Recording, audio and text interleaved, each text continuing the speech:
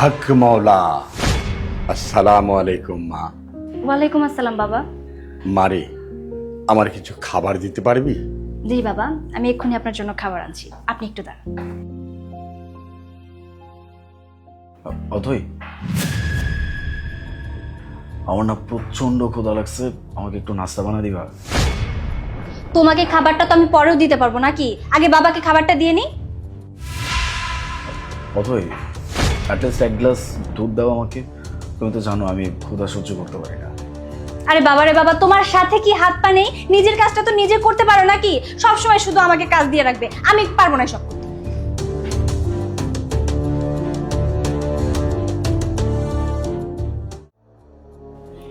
এই নিন বাবা। হক মৌলা, সব সময় সুখী থাকিস মা।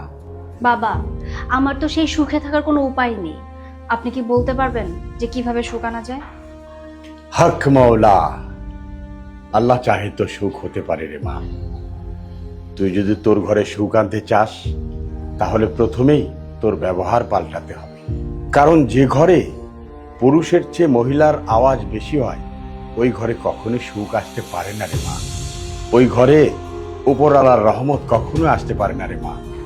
তোর সুখ তোর হাতেই। এখন তুই বল মা, আমি একজন ফকির, অপরিচিত মানুষ, আমার সাথে তুই কি সুন্দর করে কথা বলছিস, অথচ তোর ঘরে তোর স্বামী, যার সাথে তোর বিয়ে হয়েছে, যার সাথে তোর সারাটা জীবন কাটাতে হবে, তার সাথে তুই চিৎকার করে কথা বলিস, তার সাথে তুই ভালো ব্যবহার করিস না। তুই তাকে এমন বোঝাস যে তোর কথাই মনে হয় সংসার চলে। এখন তুই বল মা, তুই যদি তোর স্বামীর সাথে এমন ব্যবহার করিস, তাহলে তোর স্বামী কি খুশি থাকবে? এখন তোর স্বামী যদি সুখী না হতে পারে, তাহলে কি তুই সুখী হতে পারবি রে মা? আর তোরা দুজনে মিলে যদি সুখী না হস, তাহলে এই সংসারে সুখ আসবে কিভাবে? তাই তোর স্বামীর সাথে একটু চিন্তা ভাবনা করে কথা বল। কিন্তু বাবা, ও তো আমার ঘরের স্বামী, তাই না? ওর সাথে কথা বলতে গেলে আমার চিন্তা ভাবনা করে তারপরে বলতে হবে। মারে, নিজের জীবন সাথীর সাথে সবচেয়ে চিন্তা ভাবনা করে কথা বলতে হয়।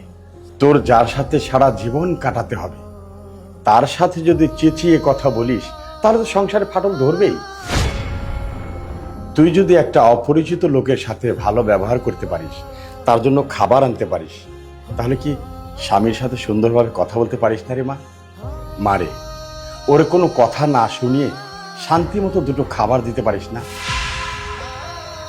দেখ মা, আজকালকার স্ত্রীরা হযরত খাদিজা আলাইহিস সালামের মতো সম্মান চায়, কিন্তু হুজুর পাক সাল্লাল্লাহু আলাইহি সাল্লামের মতো সম্মান দিতে চায় না। মা খাদিজা দুনিয়াতে থাকতেই বেহেশতের সুসংবাদ পেয়েছে। তাহলে তুই তো একজন সাধারণ মহিলা, তোর স্বামীর সাথে হেসে দুটো কথা বললে কি আসে যায়? আমি বলছি না তুই তোর স্বামীর পা ছুঁয়ে থাক, ওটা তো একটা আলাদা জমানা ছিল, কিন্তু নিজের স্বামীকে ভালোবেসে দুটো কথা তো বলতে পারিস। দেখ মা, তুই আমার কাছে উপায় জানতে চেয়েছিস, আমি তোকে উপায় বললাম, এবার মানা না মানা তোর ব্যাপার। এই যে খাবার আমাকে দিলি, আল্লাহ কিন্তু খুশি হবে না যদি তোর স্বামীকে খুশি করতে না পারিস, কারণ স্বামী তোর বেহেশত। আশা করি তুই বুঝেছিস। দেখ মা, বোঝানোর আমার কাজ ছিল, আমি বোঝালাম। পথ দেখানো আমার কাজ ছিল, পথ দেখালাম। আর সেই পথে চলা তোর কাজ না। হক মাওলা।